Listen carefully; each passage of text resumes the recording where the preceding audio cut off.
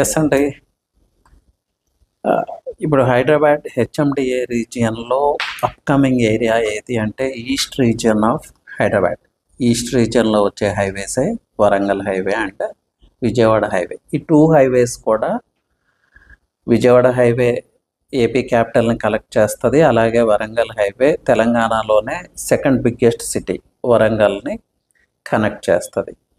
So ఒక affordable ప్రైస్లో middle class వాళ్ళు కూడా ఇన్వెస్ట్ చేసుకోవాలి, ఫ్యూచర్లో అక్కడ హౌస్ కన్స్ట్రక్ట్ చేసుకునేలాగా ఉండాలి వెంచర్, ప్రాపర్ కనెక్టివిటీ ఉండాలి, హైవేకి ఉండాలి అంటే Warangal highway is the best అండి.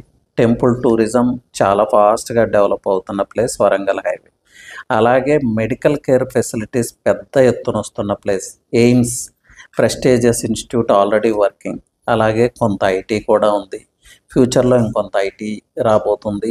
ప్రజెంట్ హై రైజ్ కల్చర్ కూడా ఆ ప్రాంతంలో స్టార్ట్ అయింది. So this is the right time to invest in Warangal highway. So ఎక్కడ ఇన్వెస్ట్ చేయాలి?